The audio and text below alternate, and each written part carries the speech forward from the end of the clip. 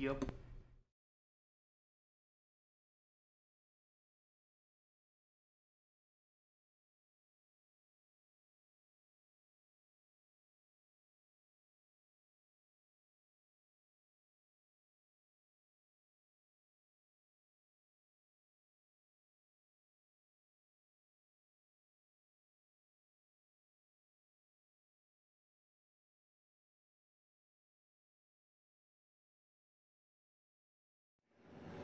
Alright, well, I am done for the day.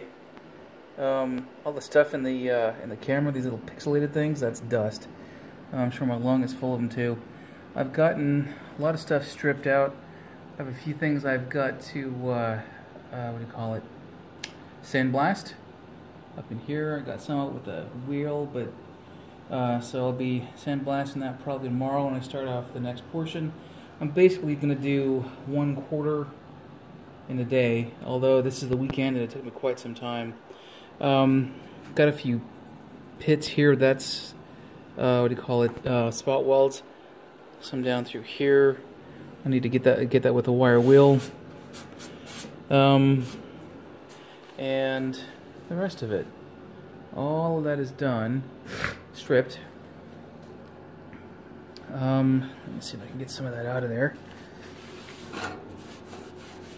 Alright, so that's just dust and other junk that... There, yeah, it's a reflection of the floor. I'm going to put some of this stuff on the bare metal until I have time to prime it.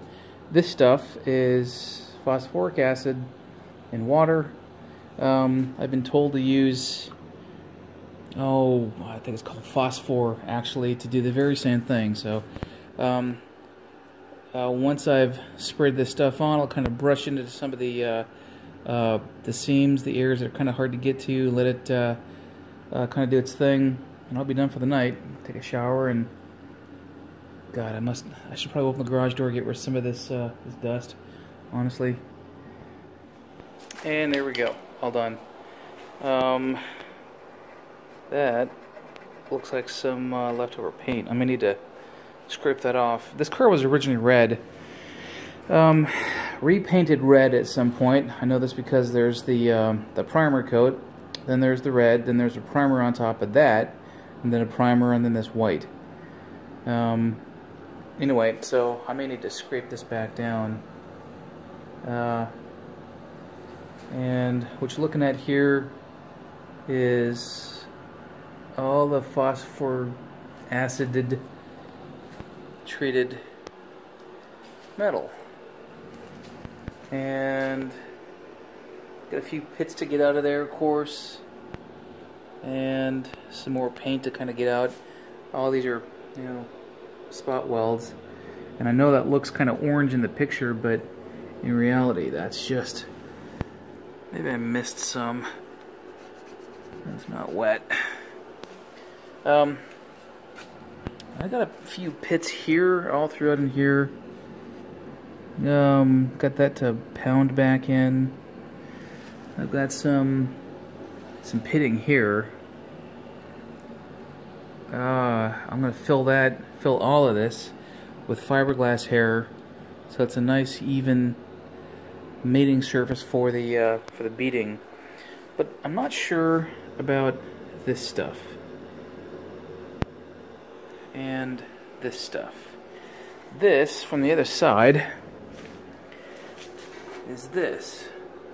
Certainly this will not be seen, but I'm of the opinion excuse me, I'm of the opinion that I need to make it all look good, because by God, I don't want to cut a whole lot of corners on this car. Not on the on this part of it anyway. So I may pound out that stuff. I may even it out with heat and hammer. I don't know yet. Yeah. So you see, this comes from overheating. All these little spots here, here, here, I'm gonna have to redo the paint in here because it got hot from that that grinder. Got hot, baked off, and it's not going to adhere very well.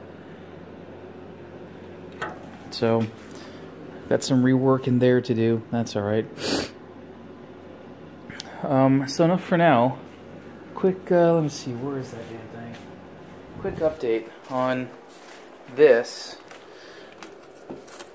I did a little bit more work to this. I have, excuse me, put a second layer of fiberglass on the back. This thing is very stiff now.